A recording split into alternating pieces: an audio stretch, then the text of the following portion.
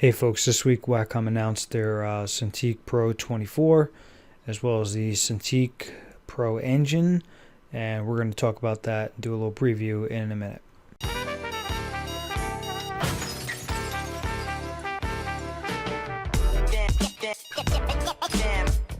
Damn, another day in the life. I ain't getting out of bed today. Keep waking up from the previous night. Start with, we're just going to go and kind of watch their announcement video and see if there's anything we didn't know about it immediately. So it's got kickstand legs, 20 degrees. Obviously this isn't a live device, but a mock-up. Natural pen sensitivity, we knew that. Tilt support. I mean, these are all features in the Pro Pen 2. I've covered them in my Cintiq Pro 16 review. Edge-to-edge glass, great. Go over the increased color gamut. This does come with the Express Key remote. You don't have to buy it separately. It's good news. This is the surprise, but we're going to have to get into more detail of this thing in a second. This is the Ergo stand, which I have some comments on in a second. Compatible with the 3D pen, if you're into that sort of thing. That's really basically it. The only real standout is the, for me, the etched glass. Is it different than the Pro 16? We don't know that yet. These are Wacom's promotional material, basically. First live screenshots of these, the 24-inch at least. Nothing real surprising here. It looks like a big Cintiq Pro 16, which is pretty much what it is. Again, what you're seeing here is illustrated as it's the full kickstands are out, so this is the 20-degree height we talked about. This is obviously the device flat, but no real surprise here. Here is where we get to get our first actual new information, and that's the inclusion of USB-A ports. One is dedicated to the Express Key remote. I believe that on the top that's an SD card reader, and surprisingly enough that's a headphone jack, which I know has been a highly requested feature. In the stats page they're also saying that there's a built-in microphone. I haven't validated that yet, but we're getting to the stats page next. Again, you guys know how I do these things. I'm going to run through it quick, and just really the standouts. Obviously the screen size. This is the actual usable space. 1 billion colors, 10-bit, no surprise there. 16:9 viewing angle. This is the brightness of 350 nits, so not crazy bright, but I think probably bright enough. Response rate, that's fantastic. I mean, that's like that's like gaming display good. So I mean, not that I would, but I mean, you could easily use this as a gaming display. This is the active area. Sorry, the screen size is probably the full size. The active area is actually the usable area. And this is an increase right here, the 99% Adobe RGB. If I'm right, that's the highest Wacom's ever hit. And again, we'll have to see that in real life to see if it measures up to that, but at least that's what they're saying. Cables included. I'm not going to run through all these, but the one thing Wacom is really good about is giving you the supplied cables you need. PC and Mac connections. This is important again for system compatibility. USB-C supporting DisplayPort alternate mode, or DisplayPort standard A USB, or HDMI port and standard USB port. So one thing here is a big difference is they were smart enough not to make you have to use that Wacom link, which is sort of a pain in the ass in the other models. But for this model in the 32-inch, they do have dedicated HDMI ports. Now, one thing you got to keep in mind if you're doing 4K is you're going to have HDMI 2.0. The cable's got to be 2.0. The port on your video card. So only the newer video cards have that. You're gonna have to be careful of that with you know, the HDCP and all that stuff. But either way, it does work. They included a full display port, so no conversion necessary unless you're going into a laptop where you have a mini display port, but those are quite common. You're not going to have a big problem there. And again, they included the express key remote, which I'm particularly fond on. I got a review that's late on mine, and how I'm using it, and I should have that out in the next week, but I'm pretty much a big fan of it. I guess the one gotcha here is they're saying if you're using USB-C, including the Pro Engine, which we'll talk about in a second, the Cintiq Pro USB 3.0 ports run at 2.0 speeds to accommodate 4K video bandwidth. I don't see that as a big deal, honestly. Unless you're doing heavy data transfer or something like that, I don't see that as a big deal. Plus, you always have your host system, your laptop, or your desktop, or whatever you're using. So, not a big problem there. Here we have our first official look at the back of the device. This is the Cintiq Pro Engine, which again I'll get to in a second. But you can see it kind of slides into the back of the Cintiq. What it is basically it's a PC that you can slide into the back of your Cintiq 24 or Cintiq 32 to have an all-in-one device. But I want to cover that separately since it's a little independent of the actual display, which is what I think a lot of people are interested in. Again, more pictures of how this works. The one thing noticeably missing from this picture, which is a bit unsettling for me, is the lack of a VESA mount, to use your Ergotron or something like that. I'm not sure what they're thinking, with that decision. I'm kind of hoping there's just something I don't understand and there's a kit or there's something, but I have to stay consistent. I knocked the Dell Canvas in my earlier preview of the Canvas versus these new Cintiqs, and I have to stay consistent, and I knocked Dell for it, and this is, to me, in 2018, it's inexcusable. Ergotrons or ARMs are so standard that Amazon makes one, HP makes one.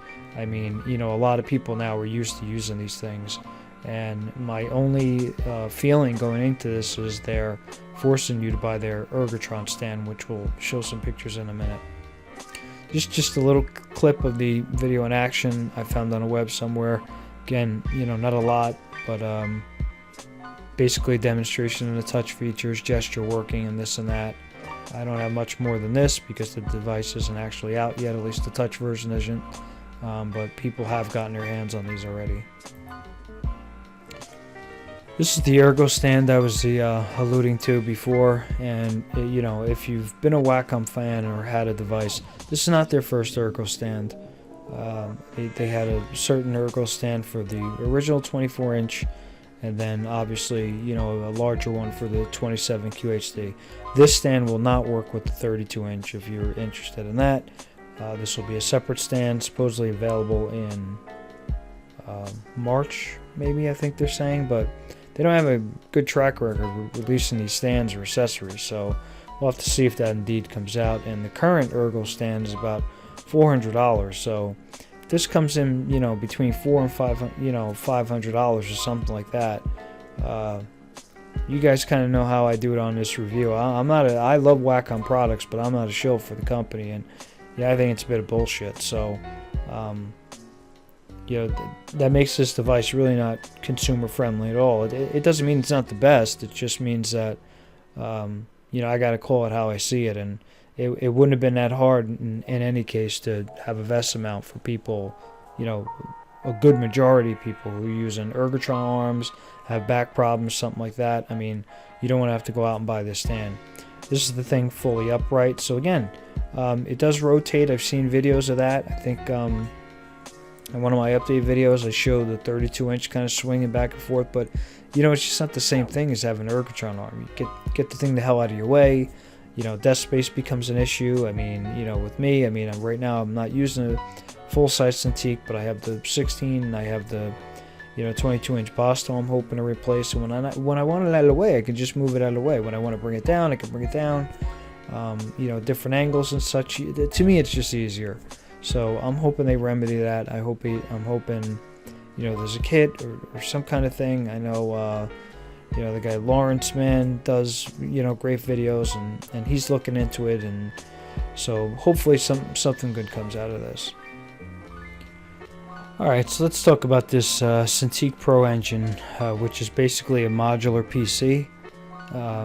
I have the actual components in there, but you know what this means is a modular PC is it's basically using mobile parts, right? So it's more laptop tablet than it is a desktop. But the one thing Wacom did here is they did give you two options, and both of those options really have a lot of juice, a lot of horsepower. So I don't have any problem with the particular specs, and we'll go over in a minute, a second rather. But you know, the price is where they just, you know, completely blow my mind. They just never cease to amaze me with these price points they come out with. So let's just go over the two options, because there are people interested in it.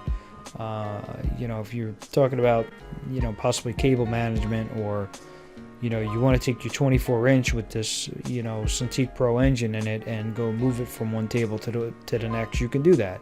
It doesn't really make it portable, but say if you're going on a trip, you know, you want to stick it in the car, I mean, it makes it a hell of a lot easier. So I could definitely see like the allure of this thing, but the price just kills it for me. So the first option is an i5, Windows 10 Pro. The processor's a quad core. This NVIDIA Quattro P3200. So that's not really out there in the wild yet, but the one thing I'll give them credit for is there's not a lot of people really putting these in their devices yet. So if I can give the analogy to like the desktop market, which I think more people are familiar with, this is still a mobile graphics card, but it's a pretty powerful one. So it probably slides somewhere between, you know, a 1060 and under a 1070. So almost like a 1060i NVIDIA card. I would expect that kind of performance out of it. So, you know, not bad. You know, you could certainly do everything you want to do. You know, if you're projecting out to, you know, two different 4K displays, and then you're live streaming and you got a camera and a mic going, you know, I still think it'll probably handle that. You know, it's not heavy duty gaming, but you can certainly game. I mean, it's, you know, it's definitely a functional card, especially 1080p, you know, max settings, you know, that kind of a thing. That's what the 1060 was built for, and this is a little better than that. So again, no problem with their choices there. RAM is 16-bit, storage 256 SSD. One thing really important that they're advertising is that these modular PCs are upgradable. Now they're not fully upgradable, but you know, things like RAM, which I think the max is 32 gigabyte they're saying, and you know, your SSD, if you want to upgrade that, you can do that. So their sort of pitch that these things are, you know, user replaceable is somewhat true. And the one thing that's nice is, you know, with a 4K display, you know, you're probably going to hold on to this thing 5, 6, 7. I mean, at what point is it just enough is enough? But they may have different iterations of the actual Cintiq Pro Engine, which I think, you know, if you have the money for it, it's a great thing. You know, you pop the thing out, you pop a new one in. The one thing I would say against it is, as opposed to like a Mobile Studio Pro, which has, you know, it also has a, you know, it's a fully functional tablet PC with the screen built in. I'm not sure if you wanted to sell off your Pro Engine. I don't think the resale value is going to hold up like something with the display built in. But I mean, you know, we'll have to see. The price of that one is $2,500. Again, that's really, really, really steep. Any of you enthusiasts out there, or anybody who's ever built a PC, even with these absolutely batshit crazy GPU prices right now, if you were going out to get, you know, a 1060, which you could probably nail for, you know, maybe $350 or probably something like that, which is $150 more than it should be, but still, you can build this kind of a PC for, I mean, less than half this price. So I forget what the exact speed of the processor was, but it was no slouch. So I don't have a problem with the specs. This next one is like kick-ass, right? So it's a a full Intel Xeon processor. That's like server class, real workstation class. Same GPU, so you're not losing anything there. Dedicated graphics memory is 6 gigabyte. I didn't see. Oh, I'm sorry, I missed that. So it's 6 gigabyte also on the P3200, even on the i5 version, which is actually more than a base. 1060 comes in two flavors. One's a 3 gigabyte, one's a 6 gigabyte, but the 6 gigabyte version is actually a little bit of a different card. So it's not only that you get the extra memory, but you get the performance. But I still think this edges it out a little bit, if I'm being honest. None of these other things are really different than the other ones. So I mean, that's what you're paying for basically. You're paying for a much better processor, and you're paying for a higher amount of RAM, which is fine. But it comes up to almost $3,300. That's absolutely crazy. I mean, it's just a PC. So again, if you have the money, it's not going to make a difference to you. If you want it, you're going to have it. I'm sure it's going to be great. If you notice, I'm not knocking the performance or the quality of the thing. What I'm really knocking is, holy shit, that's expensive. The one last thing I'll add on that, and this is again the picture of it, is one of the things that worries me a little bit about the Pro Engine is that the fans are at the top, which that makes a lot of sense. Your hands aren't there. I don't expect any interference or anything like that, but anybody who's worked, even on a laptop with an i7 in it, those freaking things get hot. And I mean, they get hot. And, Cintiqs, on average, don't run crazy hot, but, I mean, they get warm, They do heat up, and you're putting this thing, underneath, where there's some airflow there, but still the components are right up against each other. I suspect at least there's going to be some heat, and when you have it's one thing when you're running a display warm. When you're running any kind of PC device at higher temperatures, you can expect fan noise, which we've already seen with the Cintiq Companions and the Mobile Studio Pros, and some people on my review, the Pro 16, were asking about fan noise. Now mine's dead silent, but again, I just got mine, so they've gone through a year, maybe made some tweaks, but I would be very surprised if this didn't have a lot of fan noise, a lot more heat, giving off a lot more heat, and it may not be, you may not notice it, touching the screen, but feeling the back of the thing, you'll probably feel it's really hot. So I kind of worry about the longevity. It'd be nice to see, on the back of this thing, maybe 2 more exhaust fans, or even a couple intake fans, and then pushing it out through the top, especially with a GPU like that. I mean, this thing's going to get hot. So, and you have to have a power supply in there that's going to be able to handle it. So, if it's me, I'm kind of waiting until that's out in the wild and seeing how that performs in real time. And my personal suggestion is VESA mount aside. I like what I'm seeing from the display. Let's be honest, I'm probably going to get one. So the reason I haven't ordered one yet is because the touch version is not available. So what we can expect for prices are the 2K model, which I'm disappointed in. When they originally made the announcement, they basically said the 24-inch was 2K, and then the 32-inch was going to be $32.99 or whatever it was. But they didn't announce like this segregation again, separation between touch and non-touch, which I just think is a bunch of bullshit. It's 2018, and while they're pitching this thing as options for the user, somebody got cute in their marketing department, and where's even the $500 number come from? I mean, it's I have a hard time even believing that it's separate hardware. Are they manufacturing 2 lines of these things, or are they turning touch off in firmware? I mean, I don't know. Somebody would have to rip one open, I guess, to validate it. But I think it's anti-consumer. I don't support it. Unfortunately, if you want a quality device like this, you don't have anywhere else to go. But if you're into the touch version, and you want to hang out and wait, right now they're saying it's May.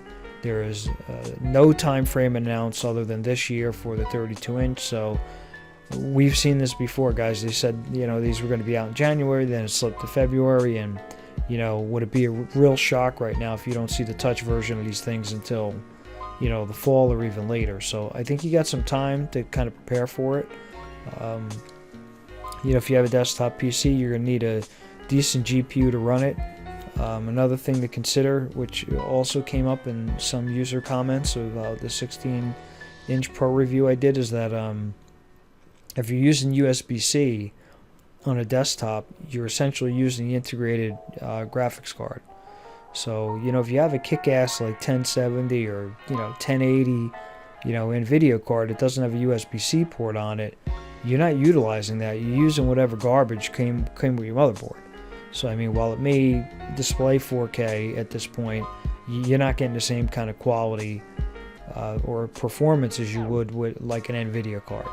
From that perspective, I can see how the Pro Engine is a plus, because it's all built in and, no problem there. And you can't go out and buy an NVIDIA card right now with a USB-C port. So I think the fact that there is a little time, we'll hope we see an NVIDIA announcement. These GPU prices get under control, and I think you could get, build a, fantastic PC to run a device like this for under $1,000 once the prices drop, that equals or even rivals what this Pro Engine is.